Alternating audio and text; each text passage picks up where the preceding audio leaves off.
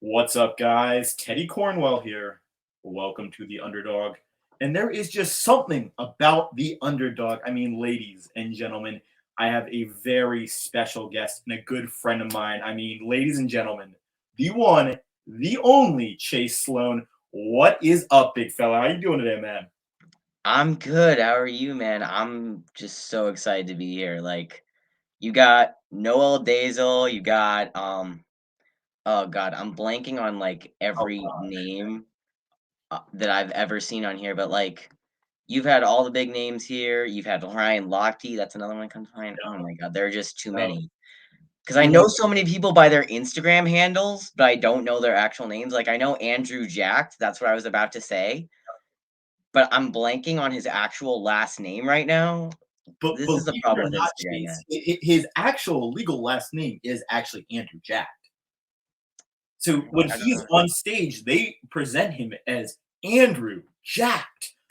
His real last name is actually too hard to say. That's why I think he goes literally when he's Mm, on stage by Andrew mm. Jacked. Now, speaking of usernames, I saw you just changed your username, right? Yes, I did just change my username. Um, it used to be Chase underscore S fitness. Yep. I thought that sounded too generic, and I was hoping that maybe changing my username would like help me get a little more reach, help me attract some more people to my page, kind of help me beat the Instagram algorithm. I don't think it's done that, but I still like the name, so I'm keeping it. I You like know? it too. And I mean, when I used to do, for those who don't know, I actually, I used to do all that fitness stuff, and I think mine was like TMC Strong or something. And then I realized, I'm Yeah. no good at this. Why not start a podcast? And unfortunately, well, I don't know why. Unfortunately, fortunately, it started doing well. And as you mentioned, we've had some legends in the bodybuilding community. One of my favorites, there's Sean Ray, top five bodybuilder of all time. We've had Kevin Levrone. True. There's Mark Dennis. Lobliner, if that's how you pronounce his last name. Who was I'm it? hoping I'm not butchering that. What? What was the one you butchered, Chase? Mark Lobliner? Mark Ah, Lobliner?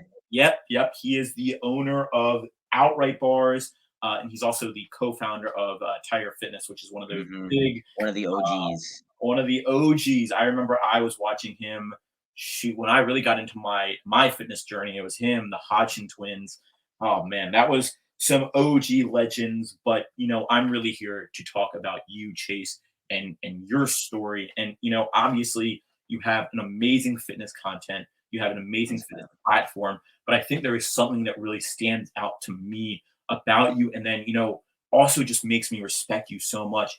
Obviously, you are very open about you are a transgender, you're proud of it, as you should be. Now, I mean, I kind of want to just give you the floor, sir, because I honestly, for the first time, I want to sit back. I want to listen to every word you have to say about this. The floor is yours. Would you mind kind of just talking about when did you realize that this is the change that you wanted to make in your life? Well, oh my gosh, that's a pretty open-ended question, but I think also thank you so much. Like I keep repeating thank you, thank you, thank you, thank you, thank you, because I'm just so honored to be here, but I genuinely mean it from the bottom of my heart. Um, So I think I've definitely known I was male ever since like I could grasp the concept of gender, if that makes sense. Cause like, when you're little, for a while, like it's not you're a boy or a girl. It's I'm gonna be a dinosaur today. It's I'm gonna be a dog. Um, but I think about the time when people started dividing, groups in preschool into like boys and girls and blah blah blah blah blah. I think like maybe I was 3 or 4 when I realized I'm definitely not a girl, I'm a boy. So that went on for years. Um, and I didn't have the words to put to it. For a while, like I think I kind of lived in a very tomboyish state. I would wear boys' clothes most of the time. There were times where my parents had to force me into like a dress or a skirt for like nice occasions. Um, just to make sure that everyone else around us wasn't offended or anything like that. Um, but for the most part, I wore boys' clothes. I did like the stereotypical like boy things. Like I played, all the sports as a kid, soccer, basketball, baseball, flag football, ice hockey. I wrestled. I did all that, and obviously that didn't make me a boy. I still identified as a boy. Like, you can still do all that no matter what your gender identity is. But I think, like, aside from the fact that I had long hair, a lot of people just thought I was an odd-looking boy for the most part. Um, and I'd say around when I was like 9 or 10, when I think, there starts to be that you're getting older, there starts to be that more pressure to kind of like fit in with the crowd, gain popularity, kind of like follow the norms, or like if you're a girl, get boys, if you're a boy, get girls. Just like the way that society and how we're sort of, we're pretty heteronormative still. And I don't necessarily, it's not a good thing. It doesn't have to be a bad thing. It's just a fact of how we're living in the moment.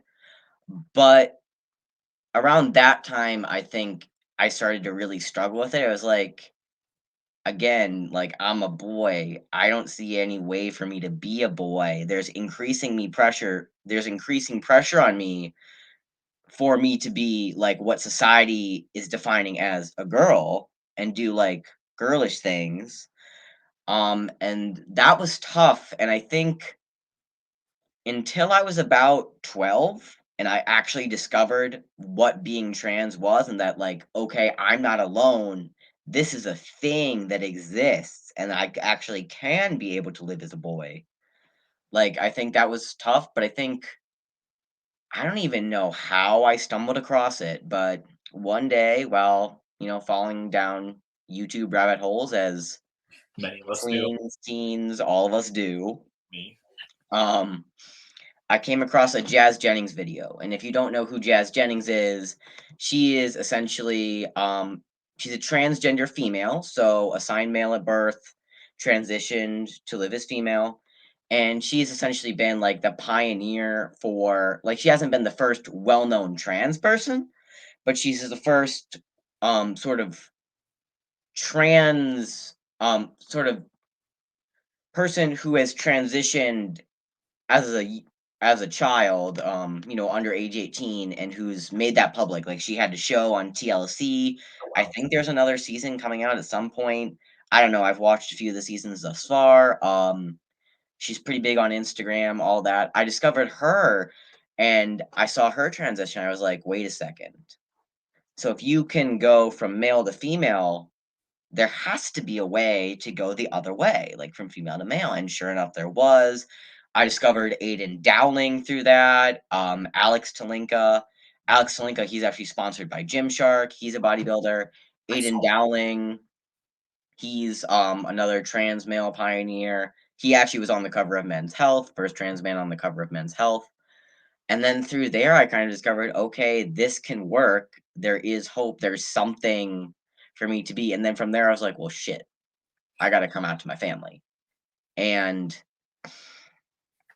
that that was tough. I was kind of like, I'm a big overthinker. Like, that's kind of how I operate, unfortunately. I'm sure I know a bunch of people can relate. But I think I was pondering that for like maybe 3 or 4 months, and then nothing went as planned because I'm Jewish. So my B'nai Mitzvah was coming up. And my mom was like, okay, I know you're not going to like this, but we're going to need to get you, like a women's pantsuit or a dress or something, that's going to be accepted for you to wear. And I was just like, there's going to be pictures of me at that B'nai Mitzvah forever. I don't want to be wearing something that I don't want to be pictured in. I don't want to have long hair. I'm like, I got to do something. So I think we were on the way. At the time, I was actually going to an all girls school. We were on the way to school. And I think we were like maybe 2 blocks away from school, about to make the turn to like go into wherever the car line started or whatever. And my mom and I were arguing about what I was going to wear for my B'nai Mitzvah, whether or not I could get my hair cut short that summer, et cetera, et cetera, et cetera. And right before I got out of the car, I just blurted out to her, "Mom, I'm a boy." And then I got out of the car, grabbed my backpack, like I grabbed the backpack, slammed the door, got out of the car, ran into school. That was probably one of the longest days of my life. I was like on edge the entire day. So again, if anyone's watching that and you're closeted, maybe that's not the best way to go about coming out. Um, Again, like you don't need to overthink it, but probably don't do that.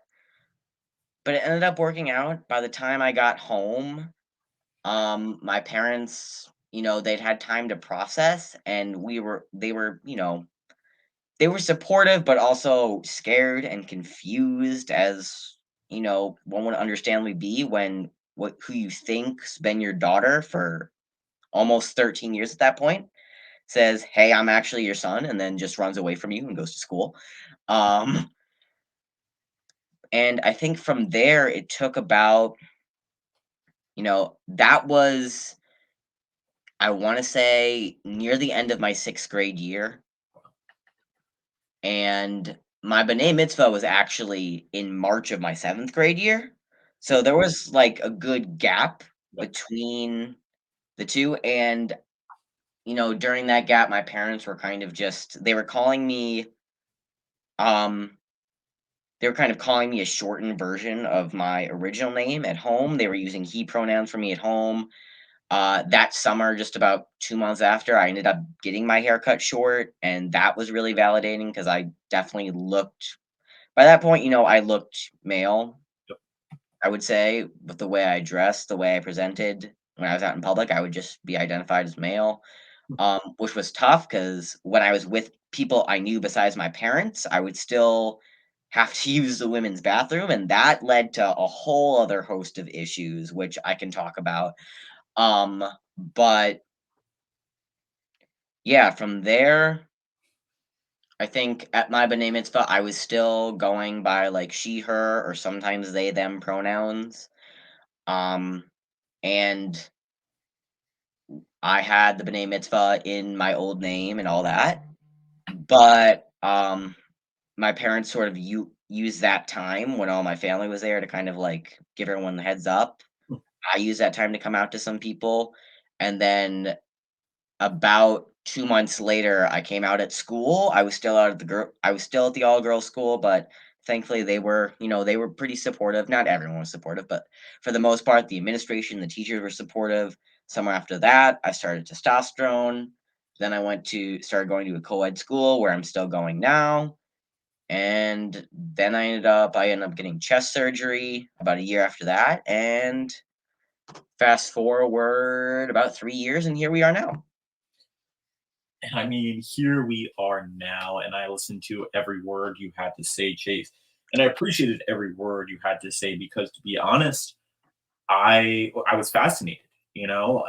As many people unfortunately don't know what the process is, and you shining light on that process, I think, is really important for people who are not part of that community to go, okay, wow, that is a very difficult and hard time for them. We need to be more supportive of them, and obviously, I'm so happy to hear your parents were supportive of you. Because unfortunately we see some parents who are just non-supportive, and you are Yeah. completely blessed, Chase, to have amazing parents who are with you every step of the journey. And obviously, with any big life-changing event, it comes a anxiety, comes different feelings, and that's perfectly normal. I think one thing is, humans, we are hardwired to have different emotions, and I think you touched on that as well. And I kind of was thinking the whole time, I don't know, I don't know what you're gonna say about this, but it's almost like you just dropped the mic when you left that one day to go to school. You dropped the mic. I mean, I very much dropped the mic. you Yes, I very did. much dropped the mic, and I think you talked about it. For those who are still haven't come out yet, I think the big message, and I know you would agree with me on this, is do it when you feel comfortable. It is Yes, okay, million times yes. and there is, and I think the big message I just have to relate is there is nothing wrong with you. You are perfect the way you are, and you are perfect on what you have in store for the future of your life. And I think, really now is where you will shine, because that is just a part of you. As I said earlier, you have so many different parts of you that make you who you are. Obviously, that is one big part. So I kind of want to ask, what is some things that a person in the LGBTQ plus community would go through when coming out, in terms of from obviously others or obviously their parents? I know you touched on your personal story, but kind of the broader sense, what would someone in that community kind of go through? Oh god. Well, obviously I cannot speak for I forgot to say this at the beginning, but I want to make this very clear. I try to make this really clear whenever I'm talking, oh, well not talking, but writing captions on my Instagram or talking on my stories as as I occasionally do. I do not speak for Mhm. everyone in the trans community. I do not speak for everyone in the LGBTQ plus community. But I think something again, as you said, that is pretty much universally applicable, not even just for LGBTQ plus people, but for people in general, is coming to accept yourself and the differences that you have from everyone around you. That's hard. And when you don't have the support of others around you, that is even harder. Thankfully for me, I have, again, as you said, I cannot underscore enough how blessed I am to be able to have the parents that I do. I love them so much. I would do anything for them. They are my rocks. I cannot go on. Um I could spend the whole um amount of time that we're talking going on about how much I love my parents and how great they are. But yeah, like I was fortunate enough to have great parents. A lot of people, unfortunately, are not in that situation, and that can make coming out, like, again, as you said, come out when you're ready, come out when it's safe too, Mhm. because there are so many situations where, parents are not supportive of their kids. I know in the South, especially Southern United States, conversion therapy is still legal, where people will take their kids to specialized priests to like try and pray the gay or pray the trans out of them, which is wrong on so many levels. Also, I know, like, I personally am very, very reformed Jewish, but in um more religious Jewish communities, it can also be not great. Um I know I really don't want to perpetuate any stereotypes here, but like in Muslim communities, it's not great. A lot of religions with established binaries, Mhm. actually, just I guess as a general statement, a lot of religions, a lot of any like identity of society, like identity within society, group within society that kind of has an established gender binary with which the culture of that subsection of society is built around, it's going to cling tightly to those gender norms, and it makes being LGBTQ plus, trans, especially, it makes that difficult, Mhm. makes that dangerous. Yep. And I think I don't even know where I'm going with this anymore.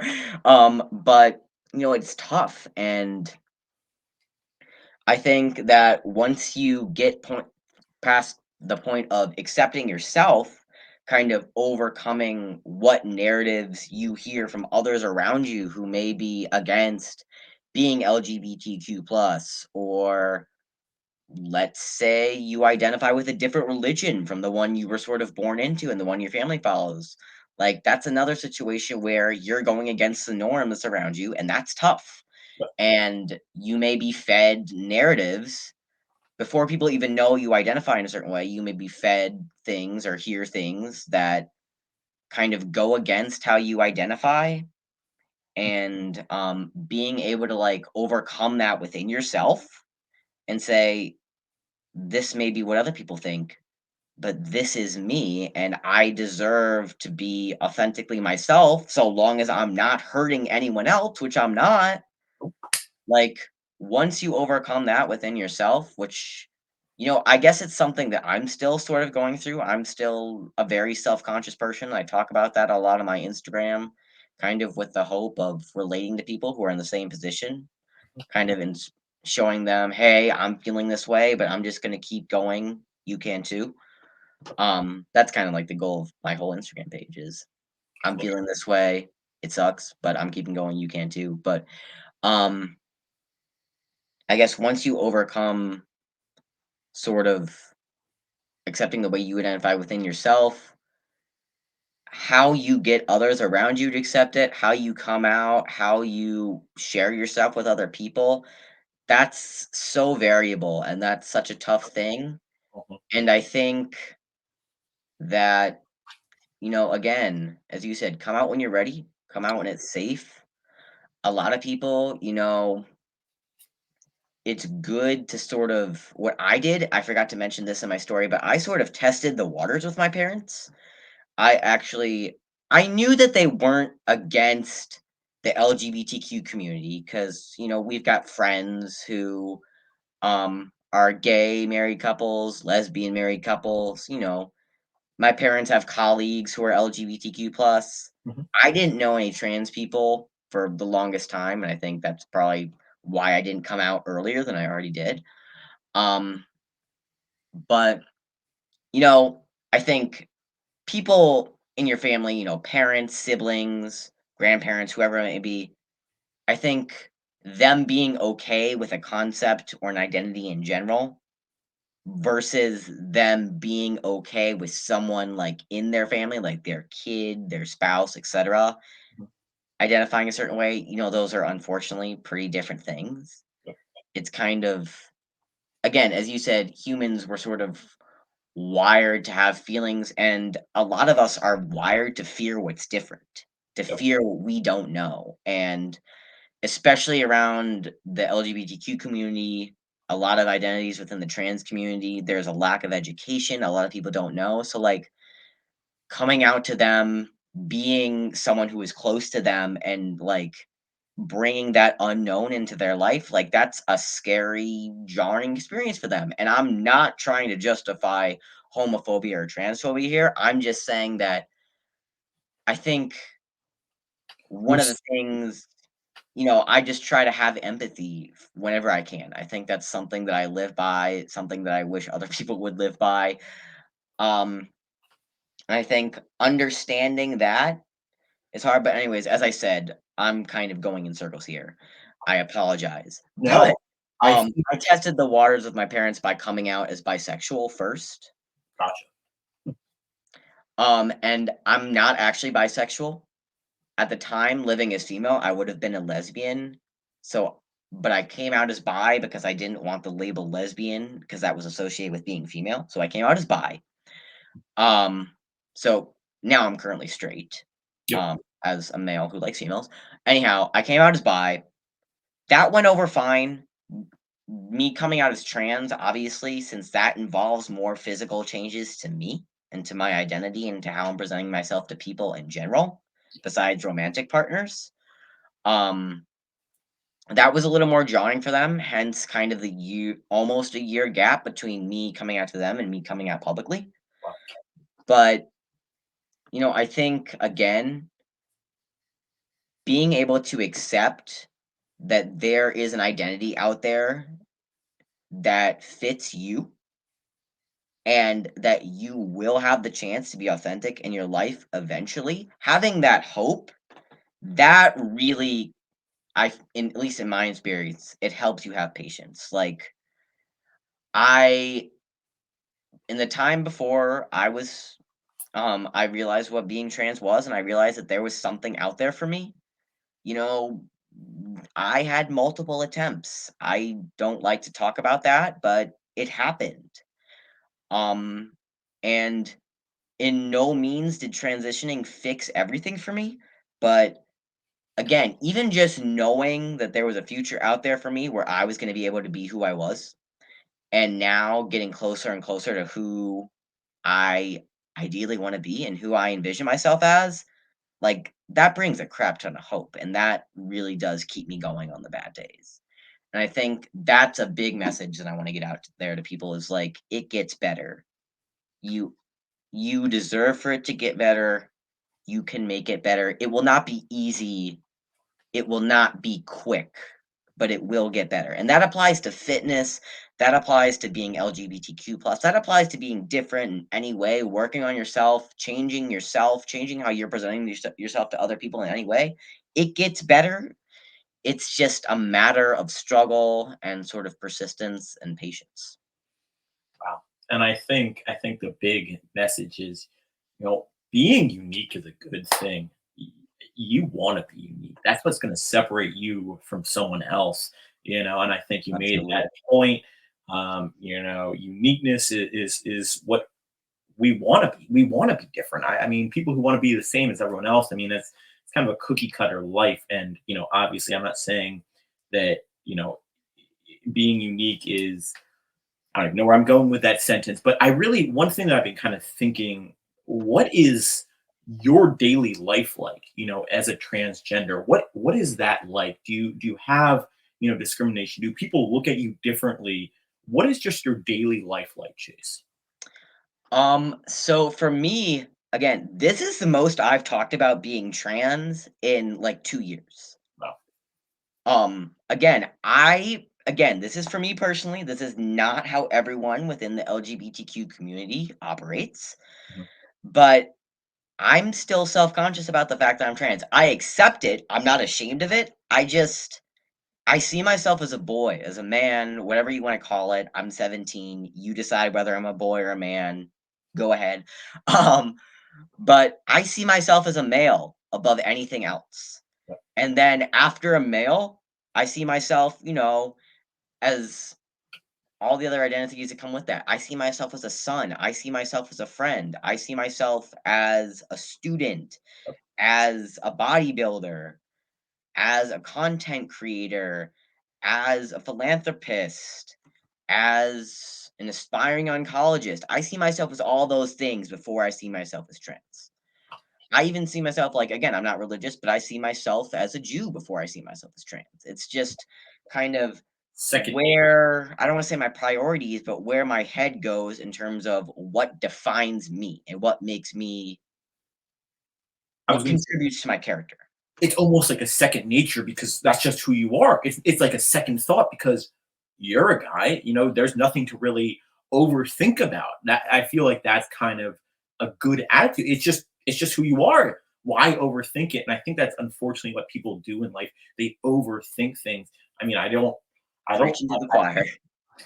I think those things should come first because I think that's just a second nature. And I know I repeated myself on that, but it's almost like that's just who you are.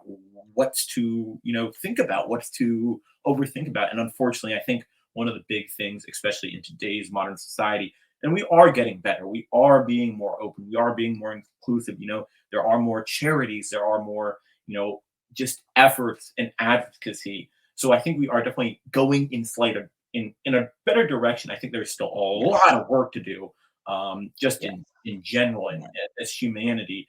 Now, I think my next question for you is, how did you choose your name? Was this something that you sat down with your family, or was this something that you had already known that this is what my name is? This is who I am. So that's actually a really good question. So for me, um, my parents and I, again, like when I came out to them, the way they responded was like, "Oh my god, do you wanna get surgery right now? Do you like, are you gonna, you know, what can we do?" Again, because I had multiple attempts, they were, worried about me. They were like, "What can we do to help you? We're scared, we're concerned about you. We obviously can't make any drastic changes right now. I hope you know that, and I hope you're gonna be able to hold out," which I was. But again, like, first part really is as simple as picking a name.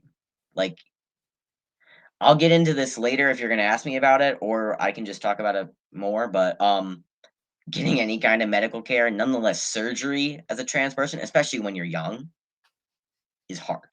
Like, there are even laws against it now, unfortunately. I can get into that more later, as I said, but, you know so obviously that's not gonna come first. First part was choosing a name. For me, my parents were like, "Are you okay if we keep your initials the same?" So that meant choosing a first name that started with a C and a middle name that started with an A. So I think we went around in circles for a while. Like, there's a lot of C names out there. We were thinking about Charlie, but we already knew a lot of Charlies. We thought about Calvin, but then um, I feel like when you think of Calvin, at least for me, there are two associations. You either have Calvin, like the little boy from Calvin and Hobbes, the comics, Yep, yep. or you have like Calvin Harris, like the pop star. Calvin Johnson. Or I guess you have Calvin Klein, which makes me think of underwear models, which arguably, according to my mom, that's probably not too far off from what I'm doing with my Instagram page with all the shirtless pictures I take. But still, we didn't really want that association. So then I think as we got closer to me actually coming out, it was between Chase and Cole. And I think we just ended up going with Chase. I don't know what sparked that. I think if I remember correctly, we kind of tested out names. Like my parents would call me a name for the day and just see how it felt. And eventually we decided on Chase. And then I actually have two middle names now. Alan and Ross might also spell out cars, which I think is pretty cool. Cars, cars. Um, and we actually got those names because by the time I was like ready to come out like publicly to everyone, um both of my grandfathers had actually passed.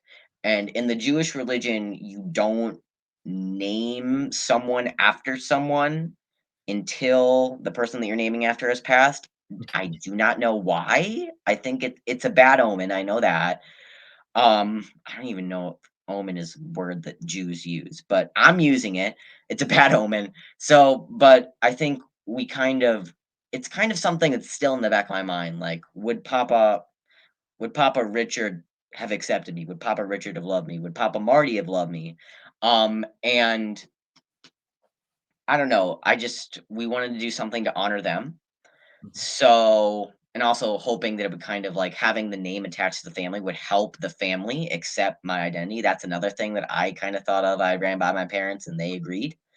So we went with Alan because Papa Marty, my grandpa, his name was Martin Allen. So we went with Allen as the first middle name. And then Ross, that actually comes from my dad's father.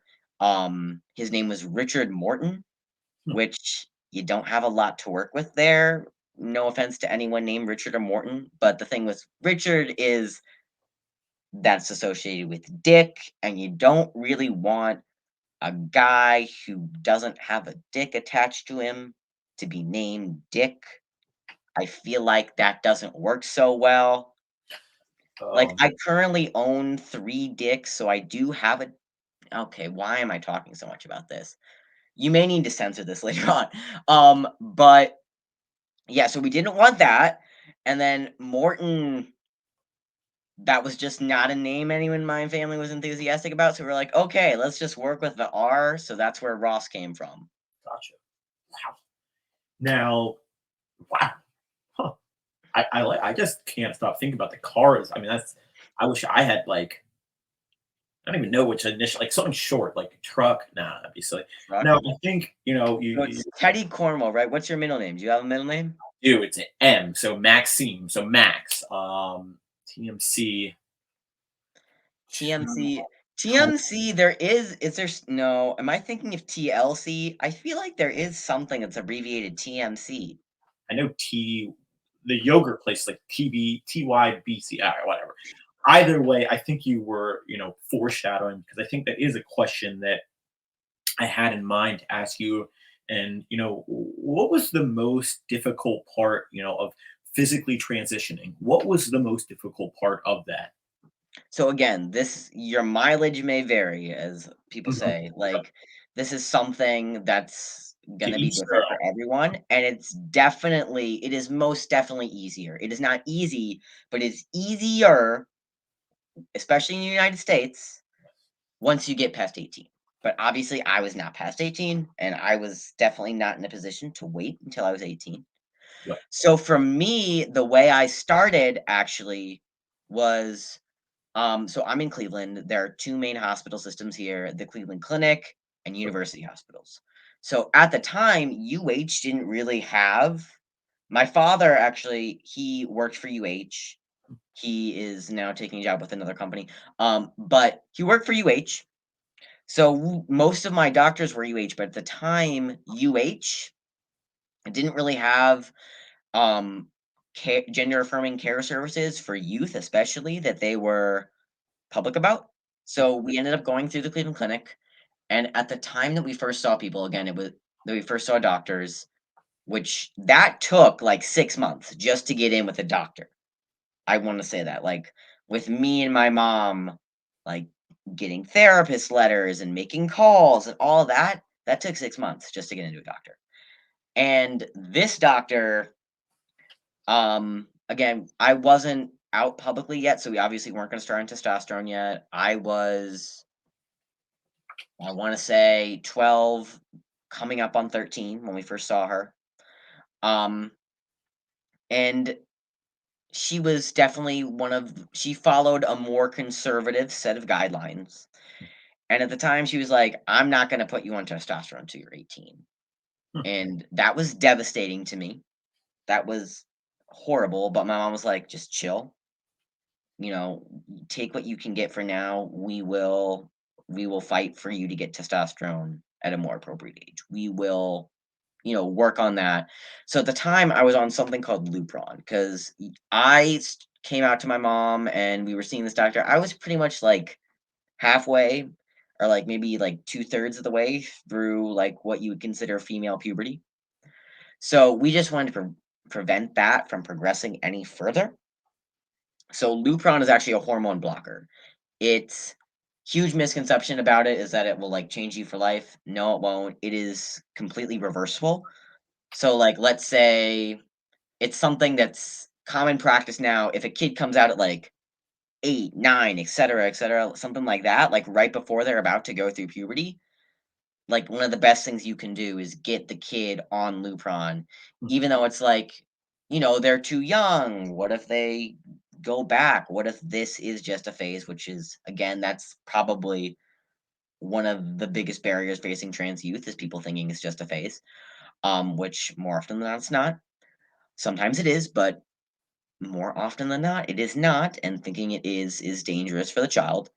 Um, but that aside, it'll just delay the effects of androgens, so sex hormones, estrogen, testosterone on your body. And once you stop taking it, everything will eventually return back to normal. So I was on Lupron for a while, and for some reason, Lupron was just not working for me. It was not stopping puberty from progressing, not stopping my, you know, reproductive system that I have from doing things that I didn't want it to do. And that was extremely tough. So then for a while after that, I was on Lupron and birth control. Hmm. Um, and I was on birth control for a while until I started testosterone, which actually we ended up not. I'd say after my B'nai Mitzvah, when I was out publicly, it just so happened that UH was starting to go public with their trans medical care services, and that was a huge relief to everyone because this doctor was not going to budge and give me testosterone any earlier than 18. We were fighting even more of an uphill battle than we are than like you generally would be fighting. She was dead set to her guidelines, was not willing to budge on that based on my maturity, based on my needs as a patient, which, I don't want to insult anyone. I don't want to, say that the guidelines that she was following weren't valid. But I think, again, one of the biggest problems with facing trans people and the LGBTQ community in general is a lot of like assumptions about us and blanket statements. Again, since there is such a lack of education, people learn one thing about one trans person or one LGBTQ plus person of any kind and assume that everyone is like that, which that's something that I'm trying to emphasize. I don't speak for everyone because not everyone is like me. But so then we switched to UH, and the summer after seventh grade, I got started on extremely low dose of testosterone because the doctor that we were working with, he was more willing to work with us, like in terms of, assessing my own maturity and Yeah, my confidence in that this is my identity. I'm not going back. I'm ready to go on testosterone. yeah. So he had me on a very low dose, and I was on that dose. I would say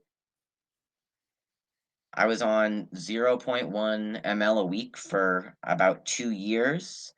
And then I was on 0.25, and just recently I got it up to zero point 0.3. Um,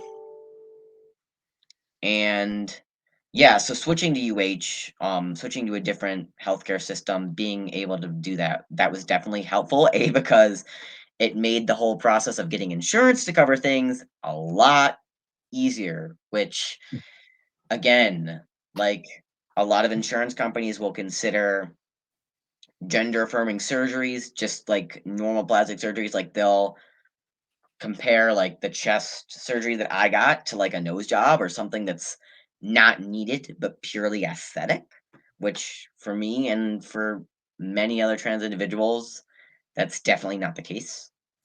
Um, but so that was an uphill battle. I'll Yeah. be honest, I'm not the most informed on what I personally went through with insurance. That's kind of something that my parents dealt with and that I'm sort of more tuned into now than I was when I was like 13, 14. Um, but switching to UH, that was a big thing, a big sort of milestone in my transition.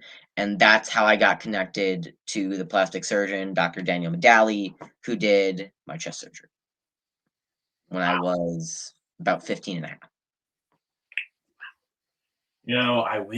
I wish things were not such a struggle or not such a challenge to do when they are right and they're necessary and they're needed. But alas, that is the world we live in, Chase, as you know.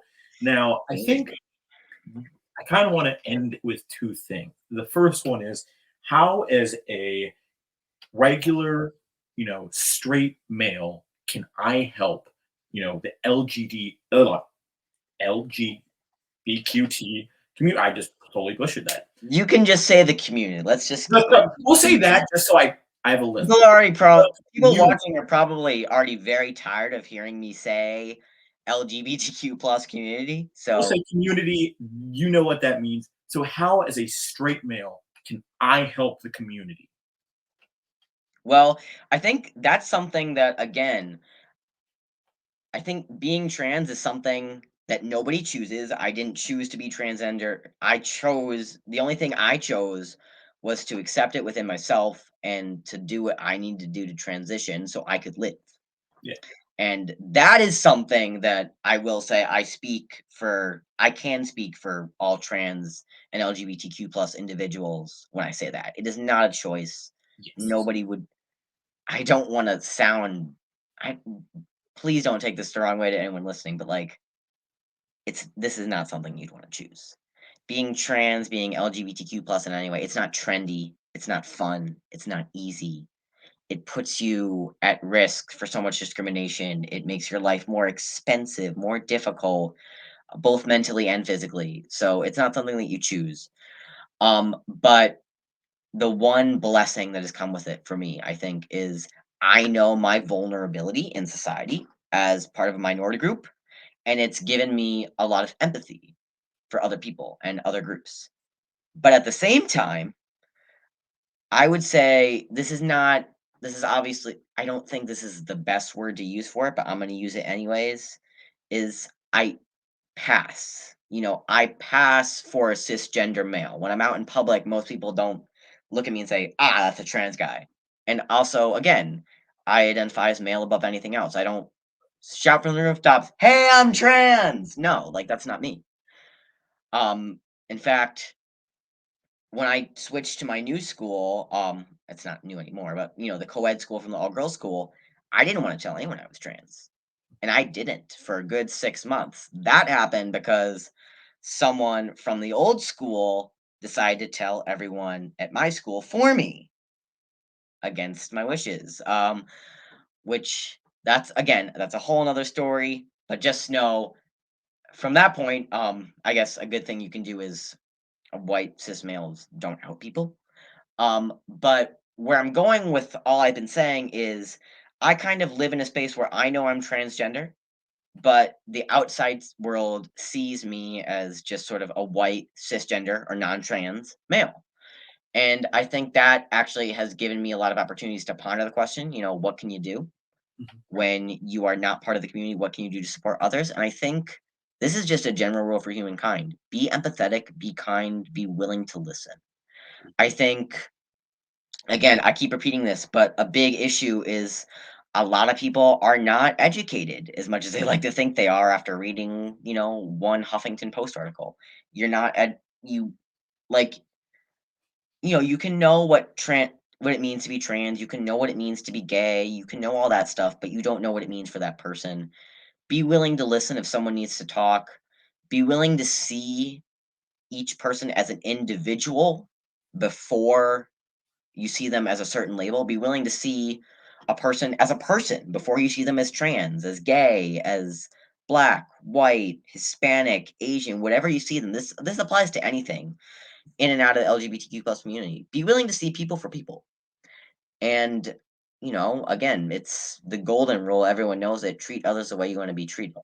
I think so long as someone is not actively hurting you, let it be. Live and let live.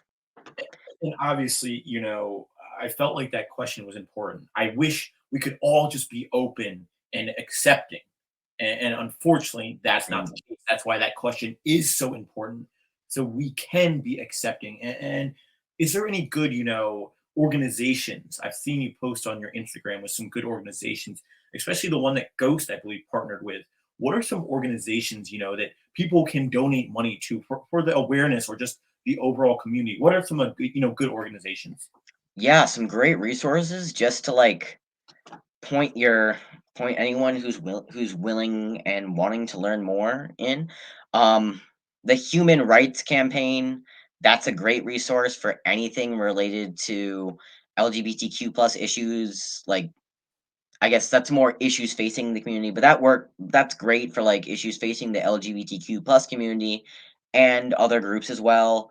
The Trevor Foundation is great for supporting transgender individuals. GLSEN, GLSEN. It stands for Gay, Lesbian, Straight Education Network. That's another great one. And then also, I would encourage people to look within your communities because, you know, Hmm. a lot of trans people, gay people, we don't wear signs saying I'm trans, I'm gay. Like, unfortunately, that can be like wearing a target in some communities. But people exist and they form their own organizations. Like I know in Cleveland, we have an LGBTQ plus resource center. The university near me, Case Western Reserve University, has an LGBTQ plus resource center. And I've actually donated some items to them before. I think even just instead of throwing away or selling old clothes, actually there are certain organizations in cities that have something. It goes by different names, but I'm just gonna call it a trans closet, which is essentially where people can donate their clothes, and people who are transitioning and need clothes to, fit their gender identity can get those clothes there, and, that's such a simple thing for you to do, just donate something you're not using to one of those organizations within your city, but that's really helpful. Um, and then, certain hospitals, they can also allow you to donate to help people work towards gender affirming care. Do your research when voting. That's also coming up. Do your research when voting. Who's I know in some states, recently there's in Texas, it was recently um, gender affirming care for children under 18. It wasn't necessarily banned, but um, I guess it was banned because doctors can have their license taken away for providing kids under 18 with gender affirming care. Parents can be investigated for child abuse from just for helping their child and doing things that very likely are needed to keep their child alive and keep their child mentally stable. So I think again, do your research, donate where you can, all that. It's just simple stuff, but it goes a long way. And I think I want to end this interview with the final question.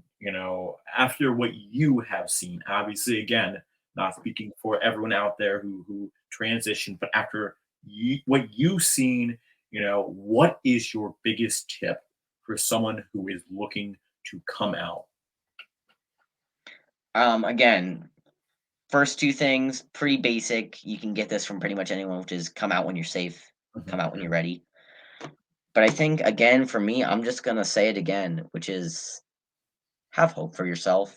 Yep. Know that it's not gonna be easy. It's not gonna be quick, but it will get better. Be willing to stick with yourself. Again, this is something that I preach as you know, being a bodybuilder or an aspiring bodybuilder and being in the fitness community and being in the LGBTQ plus community, which again I don't talk on that often, but I am now and I'm saying it here. Same thing is applicable. Be patient with yourself and be committed to yourself, you know. Even when people don't treat you the way that you treat them, extend kindness, extend empathy, both to others and yourself. I think that's kind of just the way to live. Like, I know for me, it's kind of been an increasing process that I've gone through this year with realizing that people who I thought I wanted to be friends with for most of high school probably aren't going to accept me as the friend that I want to be with them. Like they probably aren't going to, let me into their circle the way I wish they would. So I've kind of gone off on my own and I've decided, I'm just going to accept myself and I'm going to do what I need to do to create the future that I want. Which has included kind of finding a new circle, focusing more on bodybuilding. Um, and also I joined, the diversity councils at my school. I don't sort of go in there as I'm the trans guy who's representing. I go in there again as a guy who wants to learn about other identities and help people. So I think where am I even going with this? I think again, just be willing to be authentically yourself. Be willing to follow what you think is right for you and what you think is going to lead you down the path that's going to get you to where you ideally want to be. And I I think think that's the best thing that I can say. and I think the thing is only you can tell yourself what you want to do A with million your life. times. There is no one else in the world who can have you not do what you want to do. It is your choice. You do what you do. Again, no one knows what we feel because we're the only ones who can feel that. I think that's how I want to end this interview. Chase, an honor and privilege. Thank you for opening my eyes. I really hope this opened other people's eyes, gave a little more awareness. As certainly now I am more understanding. Not saying I wasn't of it, but every chance in life to learn is key. Every chance in life to learn is important. As that develops your character, now I know how to support the community. So I think that was really vital for me as well to take a step back and listen. So I appreciate your time, guys. Do not forget to go check out Chase's Instagram, post some wonderful content. I've been a fan for Thanks, man. probably 4, 5, 6 months. Since I've known Chase, I love everything he does every day. You can ask him. I comment on every single one of his posts. I'm not saying that Most because loyal I do. underdogs stick together. Damn That's right, the way it and goes. Underdogs taking the pack. damn right. Something about the underdog now. I mean, Yeah, guys, you will see me and Teddy spamming each other's posts. and This this is is one of just the what it things is. that's on This is screen. just what it is, and for you, Chase, thank you for taking your time to come on this podcast. I don't think it's necessarily about the names of who we have. I think it's about the stories we have. That's what makes this podcast so unique. And I think there's no podcast really in the world doing what we're doing, combining bodybuilders, athletes, you know, basketball Yeah, stars, right. football stars, UFC stars. I mean, we've had literally swimming stars, running stars. I mean, I can name a whole slew of You've people. had the whole galaxy, man. For We real. at this point, I mean, we've conquered the world, but we have so much more to come. Next week we have some big guests, and the week after that, I don't know if you guys checked out the Underdog Talk. We have a absolute beast and one of the contenders in the 2022 Mr. Olympia, the one and only Derek Lunsford, trained by Hans Rambo. That will be an exciting episode, guys. Don't make make sure to like, comment, subscribe on this video, and guys, please go check out Chase's content. Until next time, guys. Underdog out.